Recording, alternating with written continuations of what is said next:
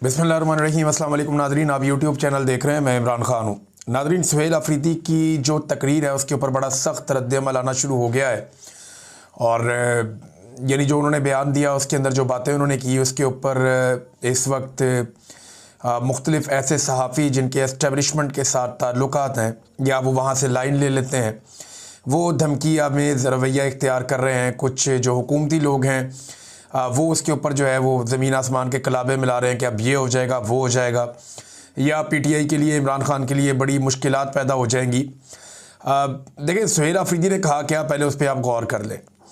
सुहेल अफरीदी वज़ीर आला के लिए जब इमरान खान साहब ने उनको नामज़द किया तो उनकी ज़ात के ऊपर बार बार कीचड़ उछाला गया। उन्हें कहा गया कि वो दहशतगर्दों का साथी है, फिर कहा गया कि ये स्मगलर है, फिर कहा गया कि अनपढ़ जाहिल है, फिर तालीम याफ्ता नहीं है, इसकी अहलियत नहीं है, फिर ये एंटी पाकिस्तान है। तो इस किस्म की बहुत सारी चीज़ों के तमगे सुहेल अफरीदी को लगाए गए उस वक्त। अब वो वज़ीर आला बन गया अवामी ताकत से, उसके बाद उसने उसका रद्द-ए-अमल दिया और रद्द-ए-अमल देने से पहले उसने एक रिक्वेस्ट की जहाँ पे फायर फाइटिंग हो सकती थी कि ठीक है, मैं वज़ीर आला बन गया, आपने बदतमीज़ी भी कर ली, मैं वज़ीर आला भी बन गया, तो अब मुझे इमरान खान से मिलवाएं ताकि मैं जाऊं और जाकर अपनी पार्टी के मामलात और अपने सूबे के मामलात को चलाऊं इमरान खान के विजन के मुताबिक। लेकिन फिर उसकी मुलाकात भी नहीं करवाई गई। वज़ीर आज़म से उसकी बात हुई, वज़ीर आज़म ने उसके साथ इधर उधर की बात की, तो उसने कहा नहीं, मुझे इमरान खान से मिलवाएं। वज़ीर आज़म ने कहा मैं पूछ कर बताता हूँ। ये एक नया लतीफ़ा उसके साथ कर दिया गया।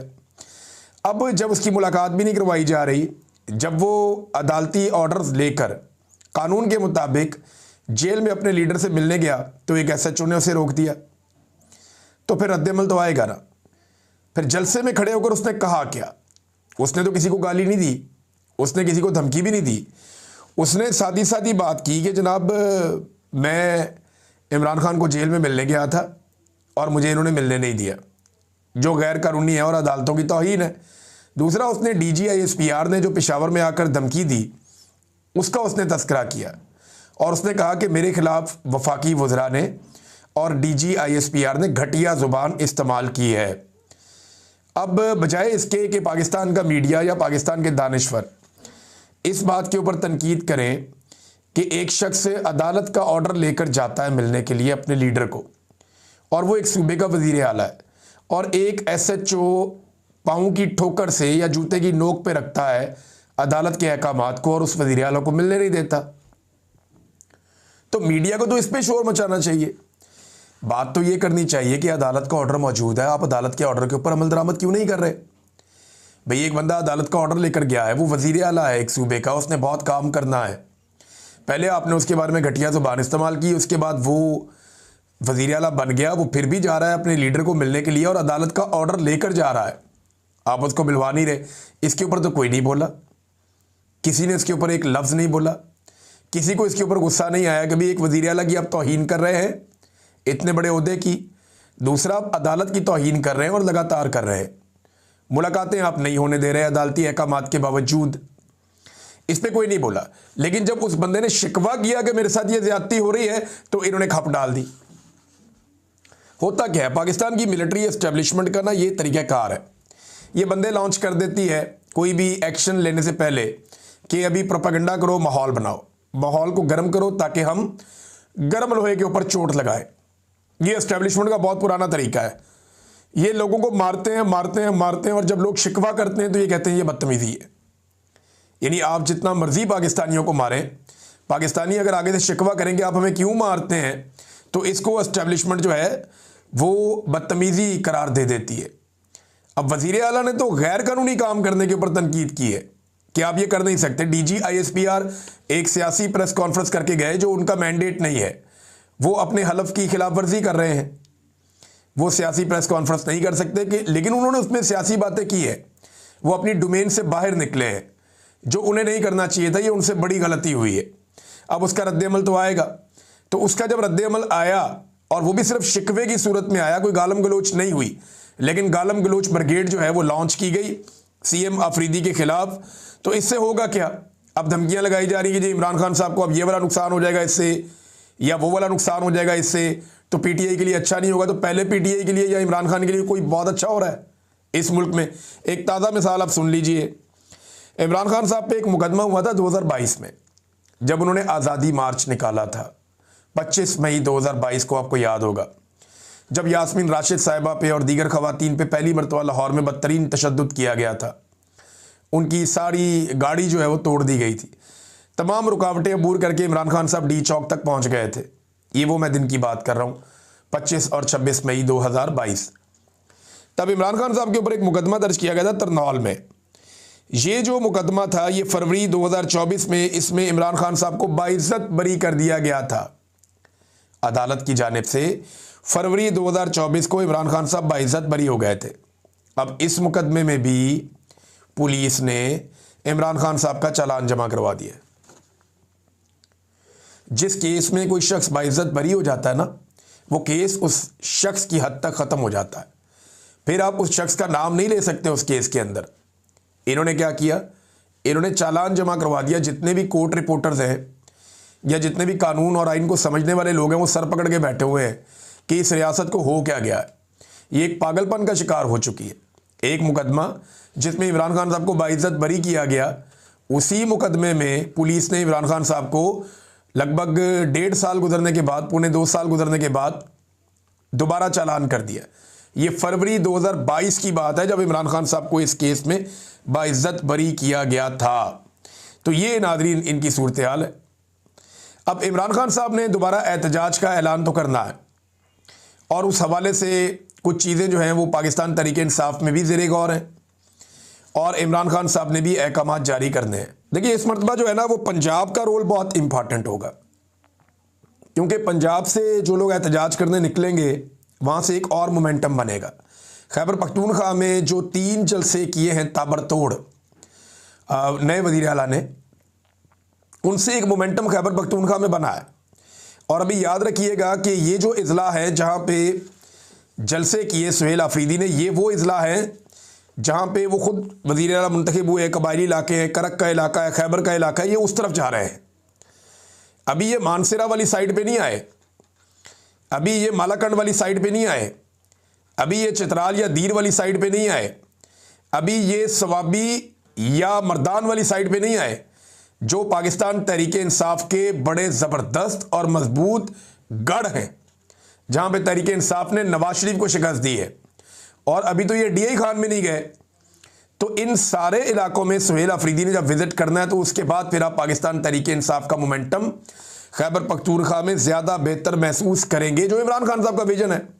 और इमरान खान साहब ने अब कॉल देनी है, और बहुत मुमकिन है कि वो नवंबर की कोई कॉल दे दें। तो नवंबर के मुमकिना एहतजाज की सूरत में इस वक्त किया ये जा रहा है कि पंजाब में लिस्टें तैयार की जा रही हैं और रिपोर्ट्स बनाई जा रही हैं अरकान की कारकर्दगी के हवाले से, यानी जो अरकान असम्बली हैं या जो टिकट होल्डर्स हैं या ओहदेदारान जो हैं पाकिस्तान तहरीक इंसाफ के, उन सब की रिपोर्टें बनाई जा रही हैं ताकि इमरान खान साहब से शेयर की जाएँ और इमरान खान साहब को बताया जाए कि जनाब ये जो एहतजाज होने जा रहा है नवंबर में, इस हवाले से कौन मुअस्सर हो सकता है और कौन नहीं हो सकता। और जिन लोगों ने काम नहीं किया, फिर अगली दफ़ा उनको पाकिस्तान तहरीक इंसाफ जो है प्रायोरिटी नहीं देगी टिकटों के या दीगर मामलात में।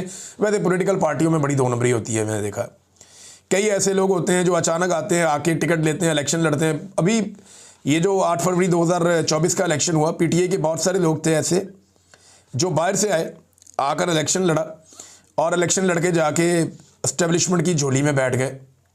कुछ लोगों ने ऐसा किया और उनके नाम मौजूद है। इलेक्शन लड़ा और लड़के इलेक्शन जीता पाकिस्तान तहरीक इंसाफ के वोटों पे और जाकर बैठ गए नून लीग की या एस्टेब्लिशमेंट की गोद में। तो ये ऐसे लोग आ जाते होते हैं, लेकिन अब ऐसा लगता है कि PTI ऐसे लोगों को बर्दाश्त नहीं करेगी। अवाम ने एक एक नाम जो है वो रखा हुआ है लिख कर। अभी जैसे कि एक मिर्ज़ा अफरीदी साहब को, अब तो मिर्ज़ा अफरीदी साहब बहुत सारे लोग बता रहे हैं कि अच्छा काम कर रहे हैं, दौड़ भाग कर रहे हैं। पहले माजी में वो बिल्कुल सरेंडर कर गए थे जब इमरान खान साहब के ख़िलाफ़ रिजीम चेंज हुआ था, तो उसके बाद मिर्ज़ा अफरीदी साहब सरेंडर कर गए थे। उन्होंने किसी किस्म की कोई मज़ामत नहीं की, बल्कि वो वर्ल्ड टूर लगाते रहे। लेकिन अब लोग बताते हैं कि मिर्ज़ा अफरीदी भाग दौड़ करता है और वो थोड़ा सा एक्टिव हुआ है वो पार्टी के अंदर। लेकिन जब मिर्ज़ा अफरीदी को टिकट मिल रहा था तो बड़ा रोला पड़ा था पाकिस्तान तहरीक इंसाफ में। तो जब सेनेट का इलेक्शन हुआ, उसको बनाया गया, तो ताकतवर लोग आते हैं और वो बन भी जाते हैं, ऐसा नहीं है। लेकिन पंजाब में एक कारकर्दगी रिपोर्ट तैयार की जा रही है जिसमें इमरान खान को बताया जाएगा कि किसने काम किया और किसने नहीं किया। अच्छा, एक और चीज़ है नाज़रीन, और ये इम्पॉर्टेंट है इसलिए कि ये पाकिस्तान का मामला है। खैबर पख्तूनख्वा में बड़े लंबे अरसे से ये शिकवा किया जा रहा है कि गंदम की तरसील रोकी गई है और आटे की तरसील रोकी गई है खैबर पख्तूनख्वा में। यानी पंजाब से गंदम और आटा खैबर पख्तूनख्वा में भी जाता है, आज़ाद कश्मीर में भी जाता है। तो ये जो तरसील है आटे की, गंदम की, ये खैबर पख्तूनख्वा में रोकी गई है। खैबर पख्तूनख्वा की ज़रूरियात ज़्यादा हैं, उनकी पैदावार कम है। बहुत सारी चीज़ें खैबर पख्तूनख्वा में पैदा होती हैं, पूरे पाकिस्तान में जाती हैं, और कुछ चीज़ें जो हैं वो बाकी जगह पैदा होती हैं, खैबर पख्तूनख्वा में भी जाती हैं। तो आटा उनमें से एक है। अब आटे की तरसील रोकी गई है। जो इंफॉर्मेशन मिनिस्टर है पंजाब की, उन्होंने गलत बयानी की थी और झूठ बोला था, जो डॉक्यूमेंट मेरे पास है उसके मुताबिक। क्योंकि अब गवर्नर फैसल करीम कुंडी ने भी वज़ीर आज़म को ख़त लिख दिया मजबूर होकर कि आटे का मसला पैदा हो रहा है खैबर पख्तूनख्वा में, तो ये सप्लाई ना रोकी जाए। तो पंजाब ने इस सप्लाई को रोका है, जो एक वफाक के लिए अच्छी अलामत नहीं है। ये नामुनासिब बात है कि आप एक सूबे के अंदर आटे की सप्लाई रोक दें, वहाँ पे एक बहरान पैदा हो जाता है, कीमत बढ़ जाती है। लेकिन मरीम नवाज़ साहिबा नफ़रत में इतनी अंधी हो चुकी हैं कि अब उन्हें कुछ दिखाई नहीं देता। जो उन्हें कोई गलत उल्टा सीधा मशवरा आता है वो उस पर अमल दरामद कर गुजरते हैं। नाज़रीन, यहाँ एक और ख़बर है मेरे पास, ये मैं आपके साथ शेयर करता हूँ। इनके ज़रा कारनामे आप चेक करें हुकूमत के। मरीम नवाज़ साहिबा ने कुछ अर्सा पहले दावा किया था कि जेल में बैठे शख्स को पता ही नहीं है कि मुल्क कितनी तरक्की कर चुका है। अब ये ज़रा लाइन के साथ मैं आपको पढ़ के बताता हूँ कि मुल्क कितनी तरक्की कर चुका है। यहाँ इसकी तफसीलात मौजूद हैं और ये तफसीलात आप देखिए। पहला, IMF से $7 अरब कर्ज की अगली किस्त लेने का मिशन। लास्ट टाइम क्या कहा था इन सब ने कि हम आखिरी मरतबा IMF से कर्जा ले रहे हैं। ये 2022 में जब इक़्तिदार में आए तब भी इन्होंने ये कहा, 23 में इन्होंने फिर ये कहा, 24 में इन्होंने फिर ये कहा, अब 25 में ये एक नए मुआहदे की तरफ जा रहे हैं कि IMF से हमने मज़ीद $7 अरब कर्जा लेना है। ये पाकिस्तानियों को कर्जे के नीचे दबा देंगे पूरी तरह से और पाकिस्तानियों की इज्जत नफ्स को दफन कर देंगे, पाकिस्तान की हर चीज़ को गिरवी रख देंगे। ये इसी मिशन पर आए हुए हैं इस वक्त। जो पाकिस्तान की मिलिट्री एस्टेब्लिशमेंट और हुकूमत है वो मिलकर यही कारनामा कर रहे हैं। तो IMF से मज़ीद पैसे लेने जा रहे हैं। ये वो तरक्की है जिसका मरीम नवाज़ दावा कर रही थी। फिर अगस्त 2025 में पाकिस्तान का तजारती खसारा $2,80,000 के करीब पहुंच गया है और गुर्बत की शरह 50% से तजावज़ कर गई है। सैलाब में लाखों मकान तबाह हो गए हैं। 1.5 करोड़ सैलाब मुतासरीन खुले आसमान के नीचे बेयारो मददगार पड़े, यानी अभी तक लोग अपने घरों को नहीं प्रॉपर तरीके से जा सके। 75 साल में मुल्क ने 41,000 अरब कर्जा लिया, जबकि पिछले 3 साल में 39,000 अरब कर्जा लिया। यानी 75 साल का कर्जा एक तरफ और 3 साल का कर्जा एक तरफ, 41,000 अरब एक तरफ और 39,000 अरब एक तरफ। यानी कितना, थोड़ा सा 2,000 अरब का फर्क है सिर्फ। यानी 25 साल में पाकिस्तान इतना कर्जा लेता था पहले जितना अब 1 साल में लेता है। तो 75 सालों में पाकिस्तान ने जितना कर्जा लिया उतना कर्जा मौजूदा रजीम ने 3 साल के अंदर ले लिया। मुल्क से 28 बड़ी कंपनियां और 78 लाख पाकिस्तानी मुल्क छोड़ गए। और ये मैं टीवी चैनल से उठा के आपको दे रहा हूं। ये कोई हम खुद से नहीं दे रहे, टीवी चैनल के टिक्कर हैं जिनके ऊपर ये शाकिर अवान साहब ने इसको पोस्ट किया हुआ है। जज हजरात इस वक्त खुद इंसाफ मांग रहे हैं। 12,000 सरकारी स्कूल खत्म कर दिए गए हैं। यानी बेशुमार सरकारी स्कूलों को आप खत्म कर रहे हैं, वो प्राइवेटाइज करते जा रहे हैं। अब वो जो नए लोग आ रहे हैं उनसे पैसा भी आता है थोड़ा बहुत, तो ये रंग रोगन करके स्कूलों को ये कर कह रहे हैं, ना तालीम का मेयार बेहतर कर रहे हैं, ना बच्चों का सिलेबस बेहतर कर रहे हैं, ना एजुकेशन की फैसिलिटीज़ दे रहे हैं। ये करते ये हैं कि हर ज़िले के अंदर 2-3 स्कूलों को पेंट कर देते हैं, बड़े अच्छे तरीके से पेंट करते हैं, उनको साफ़ सुथरा करते हैं, आसपास उनके चूना बखेरते हैं, अच्छी तरह झाड़ू फेरते हैं, सफाई सुथराई करके, पौधों की कटिंग करके उसकी वीडियो तस्वीरें बना के मरीम नवाज़ को भेज देते हैं। वो सोशल मीडिया पे डाल देती है कि विहाड़ी का सरकारी स्कूल, फलाने जगह का सरकारी स्कूल, फलाने ज़िले का सरकारी स्कूल। तो वो इस तरीके से आवाम के साथ 2 नंबरी कर रहे हैं, सोशल मीडिया खेल रहे हैं। पंजाब में एजुकेशन की क्या हालत है वो सब जानते हैं, और जो इस वक्त 9th और 10th के रिजल्ट्स के साथ हुआ है वो भी सब जानते हैं। जो बच्चों की तालीमी काबिलियत है वो भी हम सब अच्छी तरह जानते हैं। यकसा निज़ाम तालीम होना चाहिए पूरे पाकिस्तान के अंदर। इमरान खान साहब ने एक ख्वाब देखा था, उसकी कोशिश की थी, वो भी इन्होंने ख़त्म कर दिया है। और अब ये कहते हैं जनाब ये तरक्की का सफ़र है। जो जारी है। यानी पूरे ज़िले के अंदर आप 2 स्कूलों को रंग कर दें और उसके बाद आप कहें जनाब पूरे ज़िले की तालीम जो है वो बेहतर हो गई है, तो इससे बड़ा झूठ और धोखा कोई हो नहीं सकता। तो ये हुकूमत बनी क्योंकि धोखे के साथ है, लिहाजा ये धोखे के साथ ही निज़ाम को चला रही है। फजल रहमान साहब के दरवाजे पे पहले मोहसिन नकवी साहब पहुंचे, अब बिलावल भी मिलने के लिए पहुंचे। और मामला क्या है, देखिए 2 चीज़ें हैं जिनके ऊपर शुबा जाहिर किया जा रहा है। एक तो इस वक्त हुकूमत चाहती है कि अपोजिशन लीडर पाकिस्तान तहरीक-ए-इंसाफ का बंदा ना आए, तो महमूद अचकज़ई का वो रास्ता रोकना चाहते हैं और वो ये चाहते हैं कि इकट्ठे होकर कोई इस तरह की गेम डाली जाए कि अपोजिशन लीडर कौमी असम्बली में बन जाए किसी तरह पीपल्स पार्टी फजल रहमान का, इधर से कोई आ जाए अपोजिशन लीडर, और पीटीआई का हमायत याफ्ता या पीटीआई खुद अपोजिशन लीडर के तौर पे काम ना कर सके। अब नंबर गेम दोबारा फिर से वही गंदा खेल खेला जाएगा। और दूसरा 27वीं आईनी तरमीम भी है जिसमें फजल रहमान साहब अपनी खिदमात सर अंजाम देंगे एक मरतबा फिर, जैसे कि वो हमेशा करते रहे हैं। लिहाजा बिलावल और मोहसिन नकवी ने उनके दरवाजे पे दस्तक दी है, अब आहिस्ता आहिस्ता लगता है कि बाकी लोग भी पहुंचेंगे।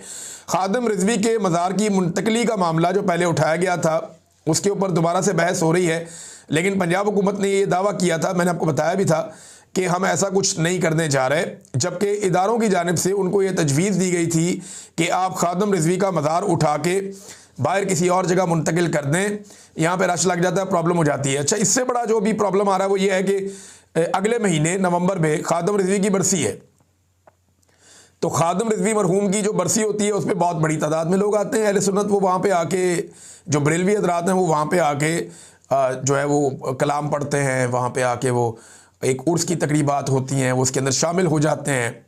तो अब खादिम रिजवी साहब का उर्स है, अब इस हवाले से वहाँ पे किस तरह लोग आते हैं, कितनी बड़ी तादाद में लोग आते हैं, या हुकूमत उनको नहीं आने देती क्योंकि अभी तक मस्जिद भी सील है और मज़ार भी सील है, और खादिम रिजवी के दोनों बेटों का अब तक की इतला के मुताबिक कुछ पता नहीं चला कि वो कहाँ गए। नाज़रीन, बेशुमार लोगों को जेलों में डाला हुआ है। यास्मीन राशिद साहिबा जो हैं उनसे अभी 1-2 दिन पहले कोई स्टेटमेंट आया उनका, उन्होंने कहा मैं वहीं खड़ी हूँ जहाँ 2 साल पहले खड़ी थी, यानी मैं तो अपनी जगह से हिली भी नहीं। ये होती है एक लीडर की ताकत, अवामी लीडर की ताकत। क्या इस ताकत का 10वां हिस्सा भी हमारे मिलिट्री एस्टेब्लिशमेंट के लोग अपने पास रख सकते हैं? परवेज़ मुशर्रफ 1 घंटे की जेल नहीं काट सका, जेल जाते जाते अस्पताल दौड़ गया था। राहील शरीफ, उसने धमकी लगाई थी और ये कैप्टन सफदर ने बताया, इनकी अपनी हुकूमत के लोगों ने बार बार बताया कि राहील शरीफ हमें धमकियां लगाता था। आज तक ये उसके खिलाफ एक केस बना के उसको 1 दिन जेल में नहीं डाल सके। ये खुद कह रहे हैं ना, हम तो नहीं कह रहे। जनरल पाशा के ऊपर उन्होंने बेशुमार इल्ज़ामात लगाए कि सियासत में बदतरीन उसने मुदाखलत की, ना उसको पकड़ा ना उसको जेल में डाला, 1 दिन जेल नहीं काट सका। जनरल बाजवा 1 दिन की जेल नहीं काट सकता जिस तरह की इमरान खान काट रहा है, इनका हौसला ही नहीं होता। फैज़ हमीद को पकड़ा हुआ है, वो मौजों की ज़िंदगी गुजार रहा है। फैज़ हमीद किसी जेल में तो नहीं है, किसी सेल के अंदर तो बंद नहीं किया हुआ। हमें पकड़ते हैं तो सेल के अंदर डालते हैं, हमें पकड़ते हैं जबरी तौर पे लापता करते हैं तो ज़मीन पे सुलाते हैं, खौफनाक जगह पे रखते हैं। लेकिन फैज़ हमीद को इन्होंने, जो मेरी इन्फॉर्मेशन है उसके मुताबिक, बड़ा कंफर्टेबल रखा हुआ है। फैमिली से भी मिलता है, बातें भी करता है, मुलाकातें भी करता है, बड़ा कंफर्टेबल है। रोज़ाना नए कपड़े पहनता है, खाना खाता है बेहतरीन अपनी मर्ज़ी का पकवा के, तो उसकी तो मौजें। कैद ये होती है। देखें, मैं ये नहीं कह रहा कि वो कैद के अंदर तो कंफर्टेबल है, लेकिन वो वैसी कैद में नहीं है जैसी कैद में सिविलियंस को डाला जाता है। तो हमारे जो जनरल हजरात हैं ये थोड़ी सी भी तकलीफ़ बर्दाश्त नहीं कर सकते, और सियासतदानों की इतनी औकात भी नहीं है कि इनको तकलीफ़ दें। यानी सियासतदानों ने तो कभी सोचा भी नहीं इस बारे में। परवेज़ मुशर्रफ से लेके अब तक ये इल्ज़ामात लगाते हैं, तकलीफ़ नहीं दे पाते इन्हें, और दे भी नहीं पाएंगे जिस तरह की इनकी करतूत है। नाज़रीन, अफ़गानिस्तान और पाकिस्तान अभी तक किसी नतीजे पर नहीं पहुँचे जो मुज़ाकरात चल रहे हैं वहाँ पे इस्तांबुल में, और दोनों तरफ से लचक नहीं दिखाई गई कुछ चीज़ों पे। अफ़गानिस्तान ने ज़िम्मेदारी टीटीपी के हवाले से कुछ इतलात आ रही है कि वो नहीं ले पा रहे, जबकि उनका मुतालबा है कि पाकिस्तान कोई हमारे ऊपर फ़िज़ाई हमले ना करे, या उनका मुतालबा है कि पाकिस्तान हमारी फ़िज़ाई हुदूद की या सरहदों की जो एक खिलाफ वर्जी है उससे पाकिस्तान को रेज़ करे। वो कहते हैं पाकिस्तान कुछ एलिमेंट्स के खिलाफ कार्रवाई करे, पाकिस्तान कहता है कि आप टीटीपी के खिलाफ कार्रवाई करें। तो अफ़गानिस्तान की जानिब से कुछ लोग कह रहे हैं कि लचक नहीं दिखाई गई, कुछ लोग कह रहे हैं कि इस वक्त शायद अमेरिका नहीं चाहता कि इसकी फटाफट सुलह हो जाए इन मामलात की, क्योंकि डोनाल्ड ट्रंप को फिर एक और जंग रुकवाने का मौका कैसे मिलेगा। देखना कितना अच्छा लगेगा दुनिया को जब तालिबान और पाकिस्तानी वज़ीर आज़म या फील्ड मार्शल एक साथ खड़े हों, डोनाल्ड ट्रंप खड़ा हो बीच में, एक तरफ तालिबान खड़े हों और एक तरफ फील्ड मार्शल और शहबाज शरीफ खड़े हों, बीच में डोनाल्ड ट्रंप खड़ा हो और डोनाल्ड ट्रंप जो है वो ये कह रहा हो, यानी एक तरफ पाकिस्तानी कुछ लोग और एक तरफ अफगानी कुछ लोग खड़े हों और डोनाल्ड ट्रंप बीच में खड़ा होकर कह रहा हो कि मैंने इनकी भी सुलह करा दी और वो लोग भी वहाँ पे कहें कि अमन का नोबेल इनाम का अगर कोई हकदार है तो डोनाल्ड ट्रंप है। तो ये बड़ी मज़ेदार एक एक्टिविटी बन जाएगी दुनिया के लिए। हर जगह से इसी तरह हो रहा है। अभी मलेशिया गया, वहाँ पे जाके भी कंबोडिया और वो दीगर एक और मुल्क है, उनकी आपस में कोई चल रही थी झड़प, तो वो ख़त्म करवा के तो उसने कहा जी मैंने ये जंग भी ख़त्म करवा दी। तो इस तरह तो गली मोहल्ले की लड़ाइयाँ रुकवा के भी डोनाल्ड ट्रंप कहेगा जी मैंने फलानी भी जंग रोक दी, फलानी भी जंग रोक दी, फलानी भी जंग रोक दी। तो मेरे ख्याल में जो अमन का नोबेल पीस प्राइज़ है वो कमेटी को चाहिए कि डोनाल्ड ट्रंप को अमन का नोबेल इनाम इसलिए दे दें ताकि दुनिया मज़ीद जंगों से बच जाए, क्योंकि उनको अमन का नोबेल इनाम देने के लिए बहुत सारी जंगें शुरू इसलिए होंगी कि उन्होंने ख़त्म करवानी है। मुझे तो ऐसा लगता है। अब तक के लिए इतनी, अपना ख्याल रखिएगा, अपने चैनल का भी। अल्लाह हाफ़िज़।